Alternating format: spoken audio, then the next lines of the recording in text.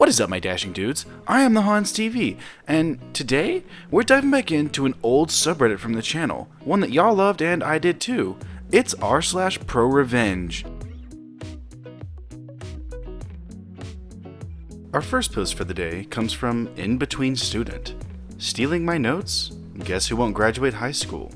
So this happened in 2018 when I graduated high school. A quick overview of the Swiss school system. Normally you go to school until 9th grade.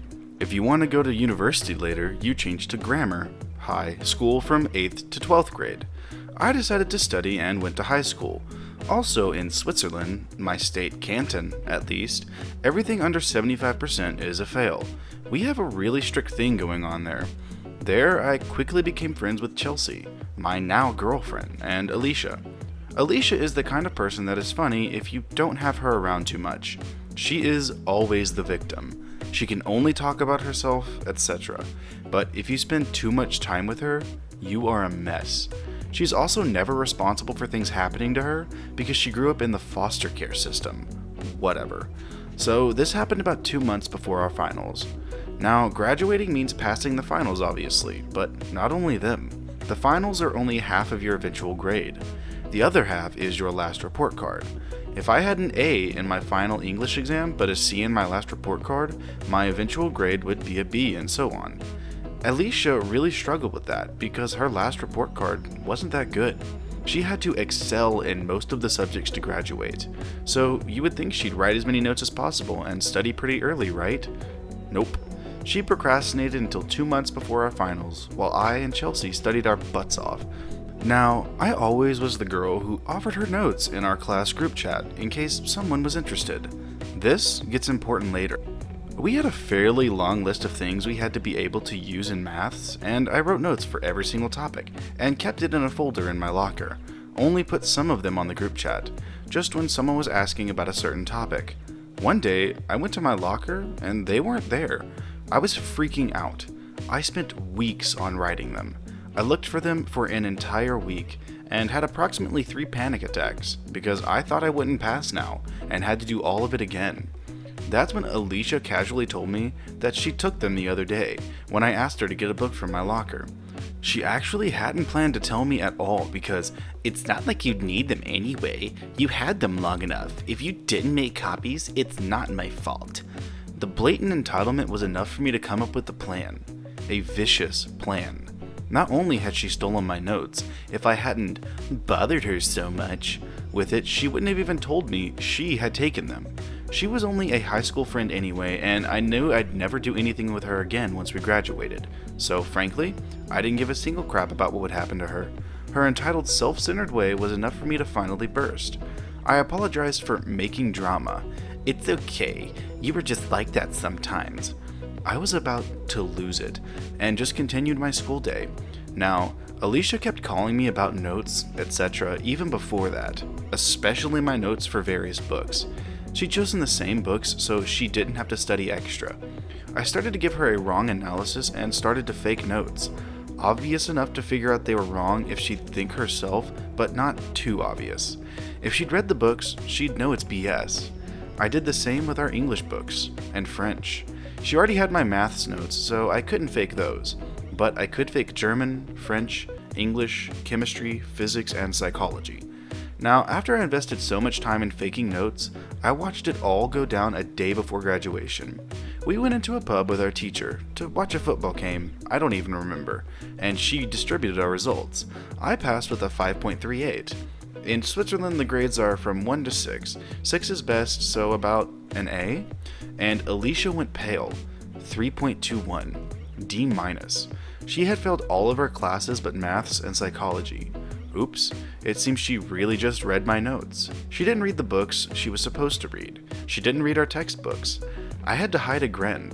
My girlfriend thinks to this day it was cruel, but seriously, it was a damper for her entitlement and narcissism.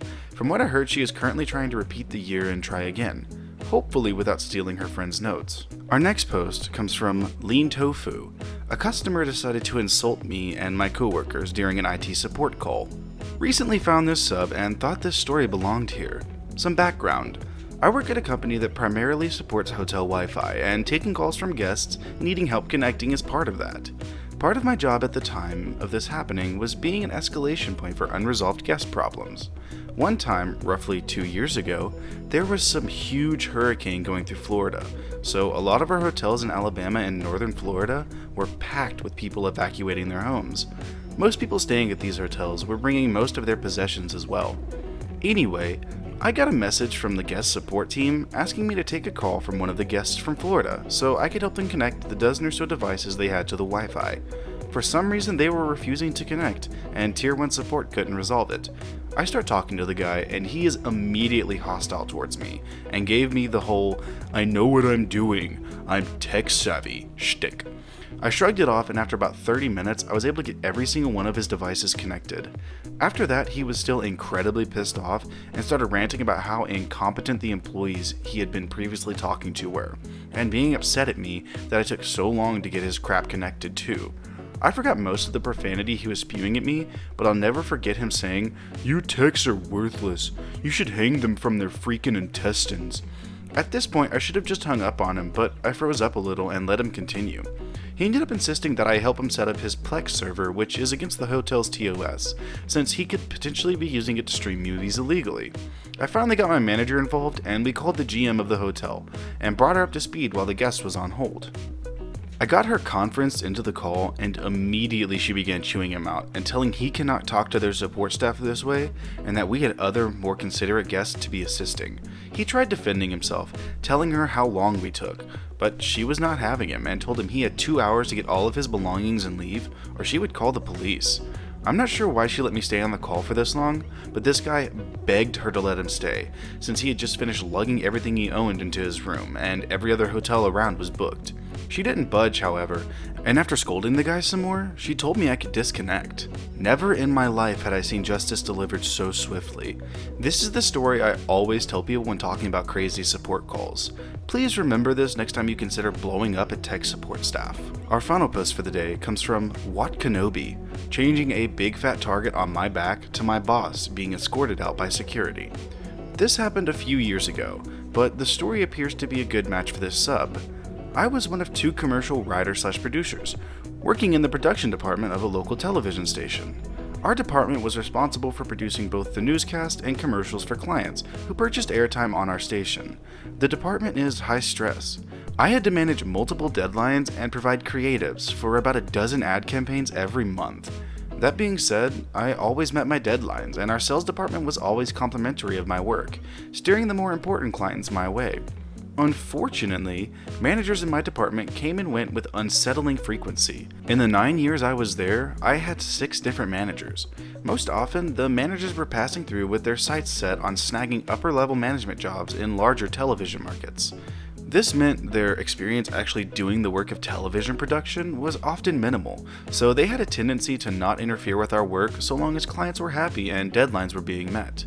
Given the managers were so disengaged, I told our general sales manager about my idea for saving time and money in the department, and he suggested I apply for the production manager position the next time it opened up. So I did.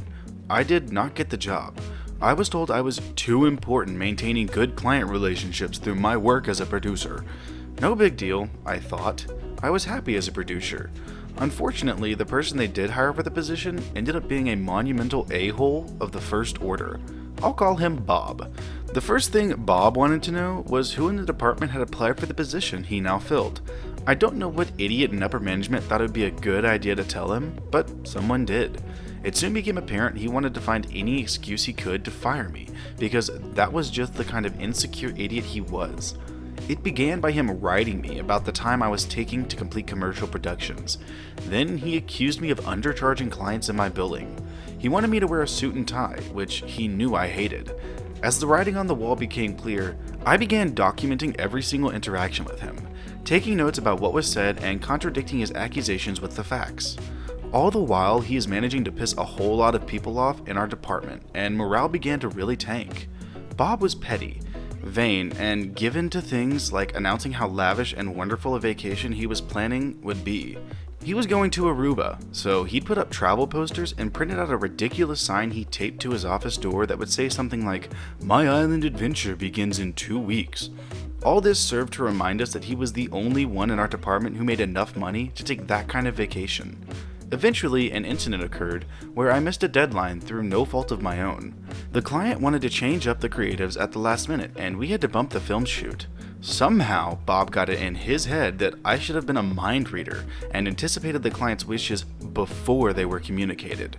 He calls me into his office and begins berating and threatening me. I had had enough. I'm the kind of person who would take a lot of crap with patience and grace, but when I'm finally pushed to my boiling point, I freaking explode. I start yelling back, "You're a freaking liar, and if you think I don't know how to handle this client, then fine. Let me see you freaking do it, because I'm out of here," and I walked off the job. I'm so amped up by what just transpired after leaving the office, I walk all the way home, a distance of more than 6 miles. Just as I am nearing my house, my cell phone rings. It's Bob. Evidently, it just dawned on him that he would, in fact, have to produce the ad campaign himself, because our other producer had the week off. He hemmed and hawed and finally blurted out something that was quite revealing. "If we lose this client, we'll both get fired, and I can't afford to lose another job." Really? So you've been fired from all your other jobs? What a surprise. I tell him to go freak himself because I'm not taking his crap for one more minute. All the while, I'm literally trembling with the knowledge I've walked off the job without another job to go to, and I have a wife and 2 kids to support. Thankfully, the next call I get is from General Sales Manager. You know, the guy who recommended I apply for Bob's job, resulting in this whole crap storm. By now, news of my blowup evidently made it back to him. He asks me about what happened, and I fill him in and apologize for walking off the job, while also telling him there's no way I'm working for Bob. He says, "Yep. Leaving work wasn't a good idea, so do me a favor and come back. Email me the details of what happened and I'll see what I can do." Thanks to my copious note-taking of all my interactions with Bob, it takes me no time at all to send him the complete history of Bob's boobery. So I return, hoping to avoid Bob. Thankfully, his door is closed, and I keep my head down in my cubicle. A half hour before quitting time, I notice our general manager and a security guard getting off the elevator together. I stand up to see where they are headed and am elated to see it is directly towards Bob's office. What transpires is even better than the revenge options I was contemplating. Bob emerges from his office carrying a box of his belongings, including the rolled up Aruba travel poster, and is escorted by the security guard to the escalator. Now standing up in my cubicle, he turns towards me, his face beet red with embarrassment. As our eyes meet, I flash an ear-to-ear grin. The dip crap is done. Well, alright my dashing dudes, that is going to do it for today's episode of r/ProRevenge. I hope you liked the stories, and if you did, as always, I'm going to link them down in the description below. And we are so close to 80 subscribers right now, and I really want to see if we can hit 100 by the end of the month. So, if you haven't subscribed already, go ahead and hit that subscribe button down below. And if you liked the video, feel free to drop a like and a comment down below with what you'd like to see me read next. A huge thank you to all of my subscribers who have gotten me this far so far. Without you guys, I wouldn't be able to do this. It really gives me the courage and commitment to come back and do these every day. But with that being said, I will see you in the next video.